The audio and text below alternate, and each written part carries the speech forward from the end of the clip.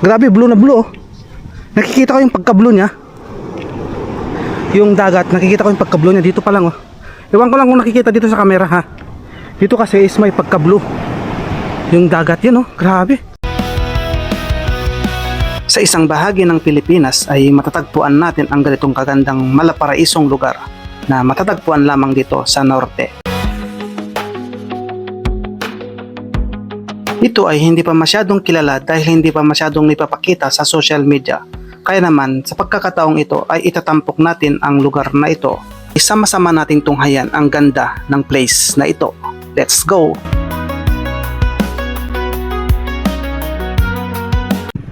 So guys, nandito tayo ngayon sa may Agno, dito yan sa may probinsya ng Pangasinan. Dito pupuntahan natin ito. At dito nakikita rin natin yung bridge. Yan, may bagong bridge na dito, i-drone natin yan. So bali titingnan natin, enjoy lang natin yung travel natin dito sa may Agno, Pangasinan. So tara, puntahan natin ito. Dahil base sa pagre-research natin ay mayroon itong napakagandang mga tourist attraction ngayon dito. Yun yung i-vlog natin, pupuntahan natin dito. Yun yung ipapakita natin dito sa travel natin ngayon dito sa may Pangasinan, dito sa bayan ng Agno. So tara!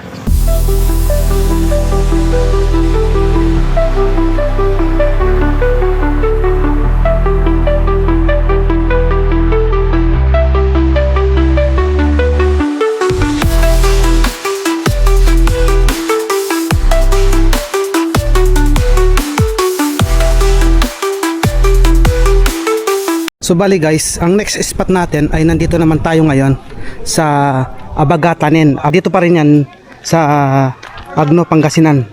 Abagatanen White Sand Beach. Ito ay isa ring sikat ngayon dito na dinarayo dahil sa puti nitong buhangin at pino. Kaya tingnan natin kung gaano talaga kaganda, ipapakita natin. Dito, may mga kubo sila dito. Kung makikita natin, marami ring mga tindahan, mga resort. Yan ang mga transient na kubo. Ang dami din dito. Yan oh. So bale, ang ano natin ngayon dito ay nag-walk-in lang tayo. Nag-walk-in lang kami para lang maipakita sa inyo itong place na ito. So tara, puntahan natin yung magandang resort nila dito na pinagmamalaki dito sa may Agno, Pangasinan. Abagatanen. Ito, may mga kubo rin sila dito na ganito, yun o. Tapos ito na yung pinaka beach. Ang ganda, meron siyang dito yung parang ano, ito kasi is parang sa Sapa Lake, Sapa. Tapos dito is dagat. So bali dito yung tinatawag nilang tubig tabang. Yan na dito yon, yung parang ilog. Tapos dito naman, nandito na yung dagat. Grabe, blue na blue oh. Nakikita ko yung pagka-blue niya. Yung dagat, nakikita ko yung pagka-blue niya. Dito pa lang oh. Ewan ko lang kung nakikita dito sa camera ha. Dito kasi is may pagka-blue yung dagat, yun oh, grabe. O dahil sa white sand, kaya naggaganyan yung ilaw, yung kulay. Kaya siguro ganyan yung kulay niya. Yun oh, ang daming ano dito, ang daming rentahan na kubo. Yan oh. Tapos nandito na yung pinong-pino yung buhangin niya oh. Yan, pinong-pino yung buhangin. Ay, ganda. Sorry, napakaganda dito. So, bali titingnan natin to, explore natin. So, ayan siya, napakaganda. Iba yung kulay, no? Ito, ng water. Dahil siguro white, kaya naging ano. Kung mapapansin nyo guys, oh, yung ano niya, yung tubig ng kulay ng tubig, ano ba? Dahil siguro sa white sand. Yan o. May pagka green blue o light blue, parang ganun yung kulay niya. Ang ganda. Tapos ang pino, ang maganda nito, meron itong kalapit na pangpano. Grabe, panalo dito.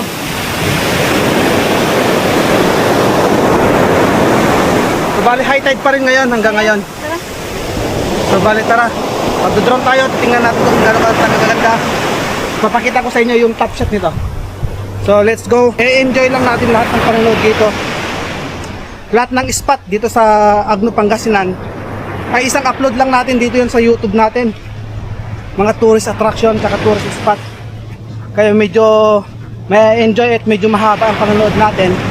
Pero panigurado naman na mag-enjoy tayo dahil sa ganda ng lugar na ito.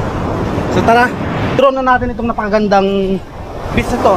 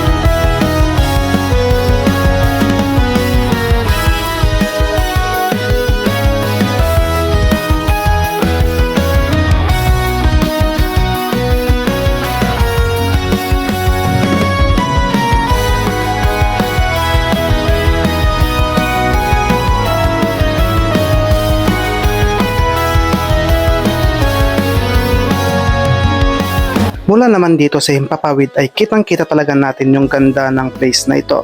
Ang beach na ito ay ang tinatawag nilang Abagatanen White Sand Beach. Nakilala naman ang beach na ito dahil sa puting buhangin at malinis at malinaw na tubig.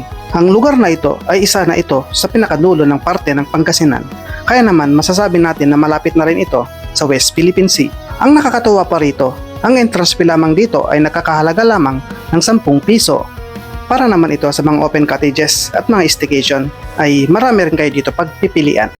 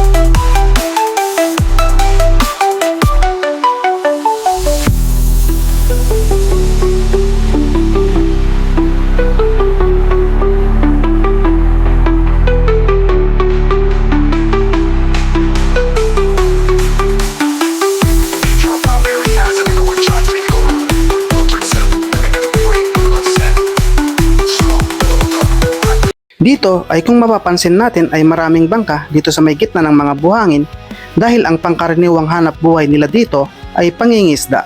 Kung ang hanap mo naman ay makapag-relax at lumayo sa ingay ng syudad ay masasabi ko talaga na may re-recommend ko ang lugar na ito. Guys, baka lang magtaka kayo bakit ganyan ang kulay ng dagat. Ang kulay ng dagat ay natural na ganyan lamang. Ito ay walang edit, walang filter. Tamang natural na kuha lamang ito ng drone na aking gamit. Ang lugar na ito ay hindi pa masyadong kilala dahil hindi pa talaga ito masyadong pinapakita sa social media. Napakaganda ang lugar pero hindi ito crowded. Kaya naman sa travel na ito ay ibabahagi ko ang ganda ng lugar na ito at iba pang parte ng Agno Pangasinan.